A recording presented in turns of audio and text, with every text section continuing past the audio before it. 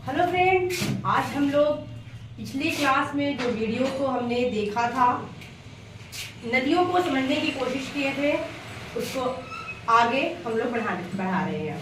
जिसने पीछे का नहीं देखे हैं पहले वो वीडियो देख लें। अब हम लोग पिछले क्लास में हम लोगों ने बातें किए थे बिहार की नदियाँ। बिहार की नदियों में क्या क्या देखे थे? तो मेन ये गंगा नदी है। गंगा नदी में उत्तर बिहार की जो नदियां हैं, जैसे घाघरा, गंडक, बूढ़ी गंडक, बागमती, कमला, कोशी, मखनंदा।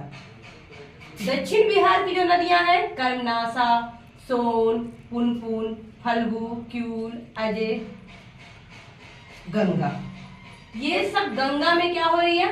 मिल रही है। उत्तर से आने वाली नदियां और दक्षिण से जाने वाली नदियां कहाँ मिल रही है? गंगा में मिल रही है। तो हम लोग बारी बारी से सभी नदियों के बारे में समझेंगे। तो आते हैं पहले गंगा के बारे में थोड़ा सा एक झलक देख लेते हैं। गंगा नदी के बारे में हम विस्तार से पिछले वीडियो में कर चुके हैं। किस तरीका से गंगा नदी आती है, भागीरथी अलकनंदा को मिलने से बनती है, ये हम लोग पिछले वीडियो में देख लिए हैं। आगे हम लोग इसको शॉर्ट में देख रहे हैं। गंगा, इसका उद्गम जो होता है गंगोत्री के गोमुख, उत्तराखंड में। गंगोत्री के गोमुख से निकलती है भागीरथी, जो इसका मेन धारा है, और अलकनंदा को मिलने के बाद ये जो है देवप्रयाग में गंगा नदी बनती है। ये उत्तराखंड में गंगा नदी वहां से बहती हुई आती है। संगम जो है, कहाँ संगम इसका? बिहार बंगाल की खाड़ी में क्या है? संगम है। यानी उत्तर से ये बहते हुए आती है और ये पूरब की ओर बहते हुए जाती है और बंगाल की खाड़ी में मिल जाती है। तो बंगाल की खाड़ी में मिलते मिलते कई नदियां आकर इसमें मिलती है। उन्हीं नदियों को हम आज समझेंगे। और जब नदी बिहार में प्रवेश करती है तो बिहार में कितनी नदियां ऊपर से आती है, कितनी नदियां दक्षिण से जाके मिलती है। यानी कितनी नदियां उत्तरी बिहार से और कितनी नदियां दक्षिणी बिहार से मिलती है। बिहार में जो प्रवेश करती है गंगा नदी, वो कहां से प्रवेश करती है? तो बक्सर के चौसा से होकर क्या होती है? ये गंगा नदी बिहार में प्रवेश करती है। बिहार से बाहर किस जिले से होकर गुजरती है? तो बोलेंगे बिहार के बाहर कटिहार से होकर ये निकलती है और पश्चिम बंगाल में जाती है। किससे? कटिहार से होकर। बिहार में लंबाई कितनी है? तो 445 किलोमीटर है। एनसीईआरटी को लेकर 445 किलोमीटर है। ऐसे कहीं कहीं पे 405 किलोमीटर भी देता है। जिसमें झारखंड को मिलाकर अगर देखा जाए तो ये 445 है, और अगर सिर्फ बिहार में देखा जाए तो ये 405 है। तो बिहार में लंबाई कितनी है? 445 किलोमीटर है। कुल 12 जिले से होकर बहती है। ये 12 जिले हैं कौन कौन? तो बोलेंगे बक्सर, भोजपुर, सारण, वैशाली, पटना, समस्तीपुर, बेगूसराय, लखीसराय, मुंगेर, खगड़िया, भागलपुर, कटिहार। याद रखिएगा, इन जो जिला है वो जिला दे देता है। एक बार फिर से रिवाइज कर लीजिए।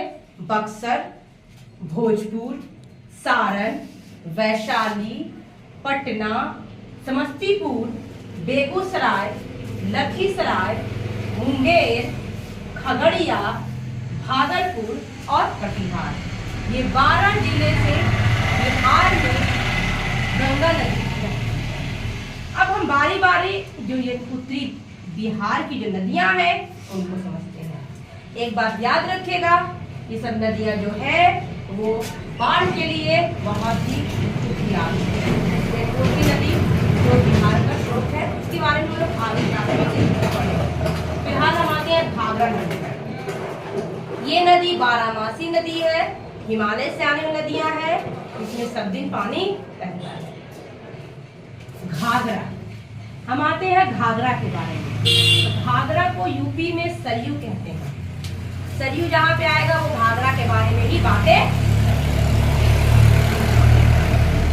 घाघरा यह नदी ट्रांस हिमालय क्षेत्र के कर्नाली स्थित, कहाँ यह नदी ट्रांस हिमालय क्षेत्र के कर्नाली स्थित मामचा चुंगो हिमनद से निकलती है। कौन नदी निकलती है? तो बोलेंगे घाघरा यानी सरयू नदी मामचा चुंगो हिमनद से निकलती है।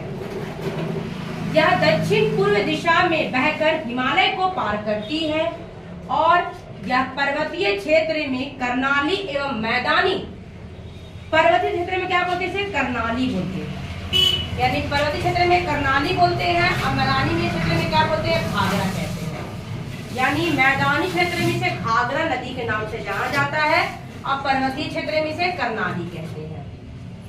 यह नदी नेपाल से प्रवाहित होकर छपरा के पास शारदा नदी का जल ग्रहण कर गंगा से मिल जाती है। इसकी लंबाई 917 किलोमीटर है। बिहार के छपरा सारण में गंगा के बाएं किनारे से आकर मिलती है। गंगा के किस किनारे से? बाएं किनारे से आकर मिलती है। बिहार में सिवान जिला से क्या होती है? ये प्रवेश करती है। अगर पूछा सवाल कि बताइए कि घाघरा जो नदी है वो बिहार में किस जिले से प्रवेश करती है, तो कहेंगे सारण जिले से प्रवेश करती है। बिहार के छपरा में किस नदी से मिलती है? तो बोलेंगे गंगा नदी से मिल जाती है सरयू नदी। अब हम अगला आते हैं गंडक नदी। क्या आते हैं? गंडक नदी के बारे में। तो गंडक नदी को नारायणी नदी भी कहा जाता है। यह नदी हिमालय से निकलकर नेपाल होते हुए, कहां से निकलकर? हिमालय से निकलकर नेपाल होते हुए बिहार के पश्चिमी चंपारण में प्रवेश करती है। कौन नदी? तो बोले गंडक नदी। कहां से? तो बिहार के पश्चिमी चंपारण में प्रवेश करती है। घाघरा और गंडक ये दोनों यूपी और बिहार के बॉर्डर से होकर बहती।